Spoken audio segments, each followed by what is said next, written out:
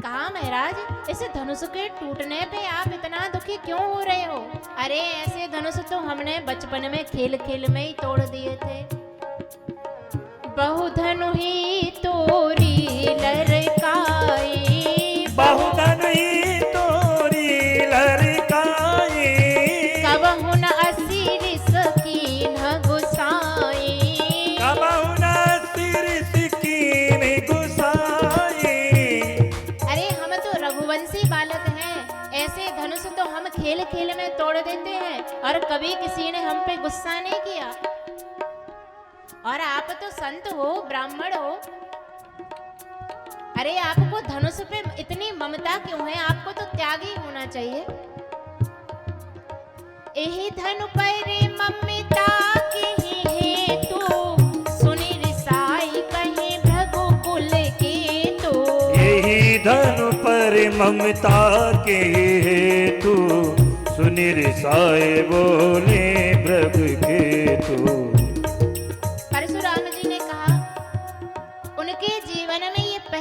अवसर था जब उनके सामने कोई इतनी कहा सुनी कर गया। एक तो परशुराम जी का क्रोध अग्नि के समान और लखनलाल जी के वचन घी के समान काम कर रहे हैं। ज्यों ही लखनलाल जी ने कहा ऐसे धनुष तो हमने खेल खेल में तोड़ दिए, परशुराम जी क्रोध में आ गए। बोले रे नृप बालक काल बस बोलत तो ही न संभार। लगता है ये बालक काल के बस हो गया है, इसलिए सोच समझ के नहीं बोल रहा है, मुझसे कहा सुनी करता है। तो क्या कहता है ऐसे धनुष तूने ऐसे ही तोड़ दिए? अरे वो शिव धनुष ऐसा वैसा धनुष नहीं था, बहुत महान धनुष था वो। लखन जी ने हंस करके कहा महाराज हमें तो सब धनुष एक से ही लगते हैं। लखन कहा हंसी हमेरी जाना, सुनहु देव सब धनुष समाना।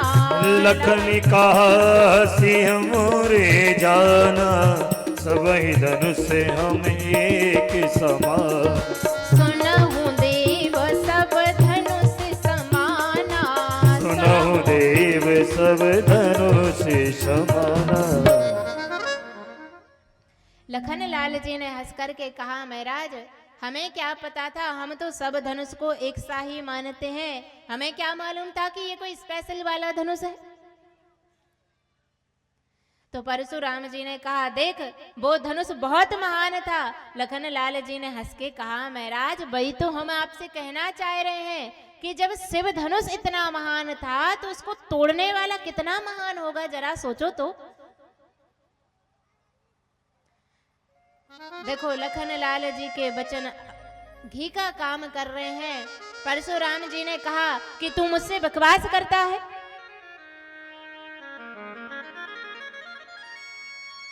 राम ने देखा कि परशुराम जी लखन पे बहुत क्रोधित हो रहे हैं, इसलिए विश्वामित्र जी से आज्ञा लेकर के राम जी आए। कहा महाराज ये तो छोटा बालक है, इसके वचनों पे आप ध्यान मत दीजिए। परशुराम जी ने टेढ़ी नजर करके कहा लखन तू इसको छोटा कहता है, देख तो इसकी जबान कैसी चल रही है मेरे सामने।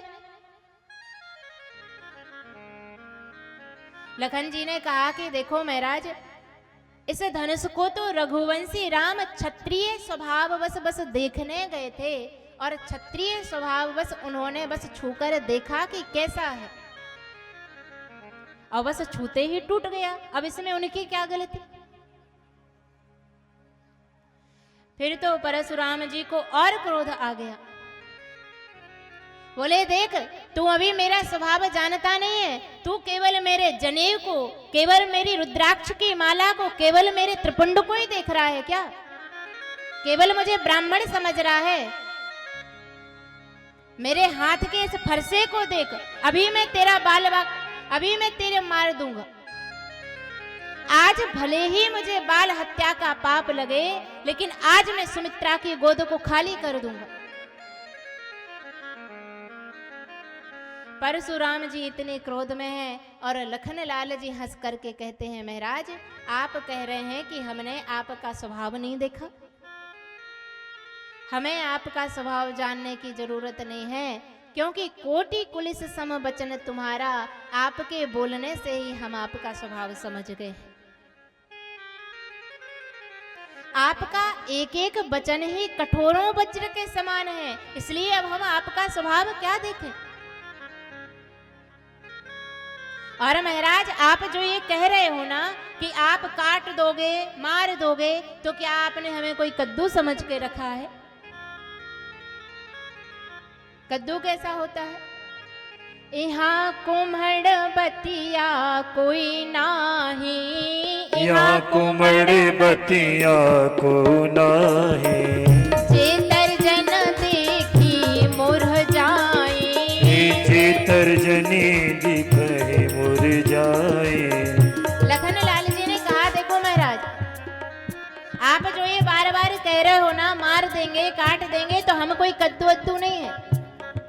जैसे कद्दू का छोटा सा फल तर्जनी अंगुली को देख करके मुरझा जाता है, आप अगर हम पे प्रहार करोगे ना तब भी हम आप पे प्रहार नहीं करेंगे, क्योंकि हम क्षत्रिय हैं और किसी ब्राह्मण पर प्रहार नहीं कर सकते। अगर आपको हमसे लड़ना ही है तो ये जनेऊ हटा दो, ये तिलक मिटा दो, फिर हमारे पास में आओ, फिर देखो कितनी ताकत है। और अब तो परशुराम जी को जो क्रोध आया है, फरसा उठा करके कहा कि आज तो मैं इस बालक को मार करके ही रहूंगा। और ज्यों ही सभा में सारे नर नारी कांपने लगे, राम ने कहा अब कुछ गड़बड़ होने वाला है। तुरंत राम जी आए, हाथ जोड़ करके कहा महाराज ये तो छोटा सा दुधमुहा बालक है, इसकी बातों पे ध्यान मत दीजिए। परशुराम जी ने कहा ये दुधमुहा, इसके मुंह में तो जहर भरा है। और राम तू इतना सीधा सरल है, तेरा भाई इतना टेढ़ा है, ऐसे टेढ़े लोगों को अपने साथ रखोगे तो तेरी भी छवि खराब हो जाएगी। लखन लाल जी ने विश्वामित्र जी से आज्ञा ली, कहा महाराज एक बार फिर हो आऊं? बोले हाँ हाँ बिल्कुल हो आओ। तो लखन लाल जी फिर से आए और हाथ जोड़ करके कहा महाराज आप बिल्कुल सही कह रहे हो, हम राम जी के साथ में रहने के लायक नहीं हैं, हम तो आपके साथ रहने के लायक हैं, हम तो आपके सेवक बनेंगे, आप तो हमें अपना सेवक बना लो। लेकिन महाराज जी एक काम करो, क्रोध नहीं करो, क्योंकि क्रोध पाप कर मूल। और मैं आपको कोई प्रवचन नहीं कर रहा हूं, बस निवेदन कर रहा हूं। अब देखो आप इतना क्रोध कर रहे हो, तो क्रोध करने से धनुष जुड़ तो जाएगा नहीं। टूट चाप नहीं जुड़ही रिसाने, टूट चाप नहीं जुड़ई रिसाई, बैठे हो यहीं पाए पिराने, बैठे हो यही पाए पिराने। लखन जी ने कहा महाराज आप क्रोध कर रहे हो, तो क्रोध करने से आपका ये धनुष जुड़ तो नहीं जाएगा, खड़े खड़े पैर दुख गए होंगे। इसलिए एक काम करो कि आप तो शांति से बैठ जाओ, हम किसी कारीगर को बुला करके ये धनुष ठीक करवा देंगे और फिर आप ये धनुष टांग करके अपने चले जाना। अब तो परशुराम जी को और क्रोध आ गया और हाथ का फरसा लेकर के ज्यों ही आगे बढ़े, बोले आज तो मैं इस बालक को मार के रहूंगा। और जब फरसा ऊपर करते हैं तो फरसा नीचे ही नहीं होता है, झुकता ही नहीं है। और जब फरसा भी नीचे नहीं झुका तो अब परशुराम जी भी थोड़ा सा शांत हो गए, विचार करने लगे कि ऐसा कैसे हो सकता है, इस बालक को मारने के लिए आज मेरा फरसा भी नहीं झुक रहा है। तब परशुराम जी थोड़ा सा विनम्र हुए, बोले एक काम करो, इस बालक को मेरी आंखों के सामने से दूर करो। लखन लाल जी ने हंस के कहा महाराज दूर करने की क्या जरूरत है, मोदे हूं आंख कतों को ही नाही, आंख बंद कर लो सो कोई दिखेगा ही नहीं। फिर तो भगवान राम आए, कहा महाराज आपका अपराधी मैं हूं, आपको जो भी दंड देना है आप मुझे दंड दीजिए, लखन ने कुछ नहीं किया है। तो अब परशुराम जी राम पे गुस्सा होने लगे। बोले हाँ, सबका कारण तू ही है, तू बड़ा मीठा मीठा बोलता है और तेरा भाई आकर के मुझे गुस्सा दिलाता है। लेकिन देखो राम, शिव धनुष तोड़ने से तेरी वीरता सिद्ध नहीं होगी। अगर वाकई तुझ में शक्ति है तो मुझसे युद्ध करो। राम जी मन ही मन हंसने लगे, सोचने लगे कि हम शांत हैं, प्रेम से बात करते हैं, सो हम पे गुस्सा करते हैं, और लखन से सीधे बात करते हैं।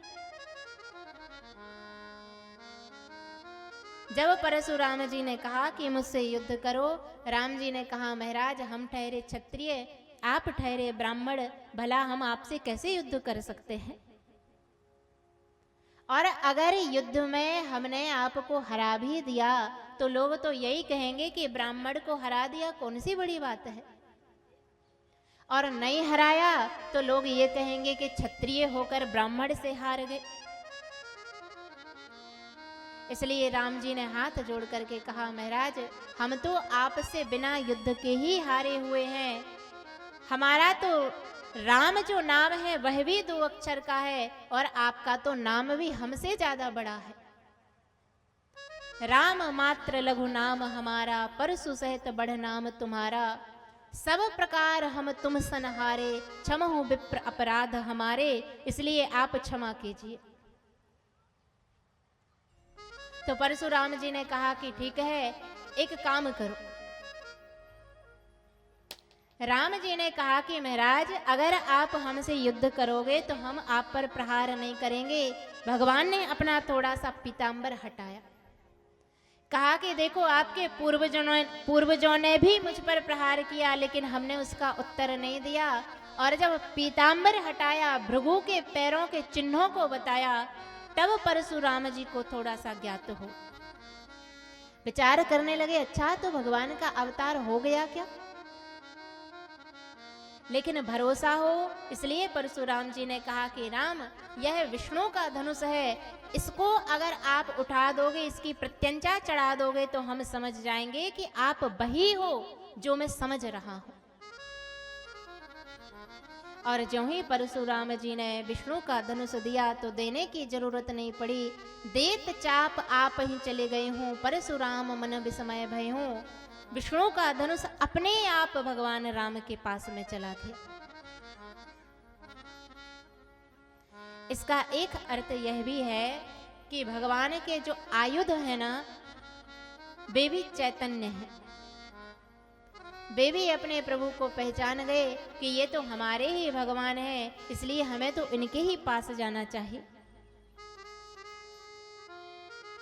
या तो विष्णु धनुष ने ये सोचा कि भगवान राम ने शिव धनुष को तोड़ दिया, और अगर हम इनके पास नहीं गए तो कहीं ऐसा ना हो कि ये हमें भी तोड़ दें। इससे अच्छा एक काम करता हूं कि अपने आप इनके पास चला जाता हूं।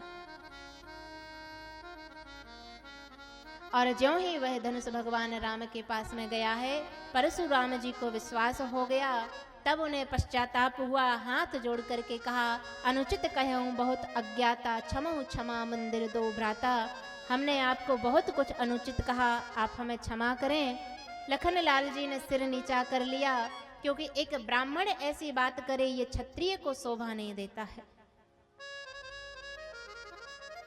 जय रघुवंश बनज बन भानु, गहन दनुज कुल दहन कृसानु। भगवान राम की प्रार्थना करके, वंदना करके, जय हो कह करके परशुराम जी वहां से प्रस्थान करते हैं।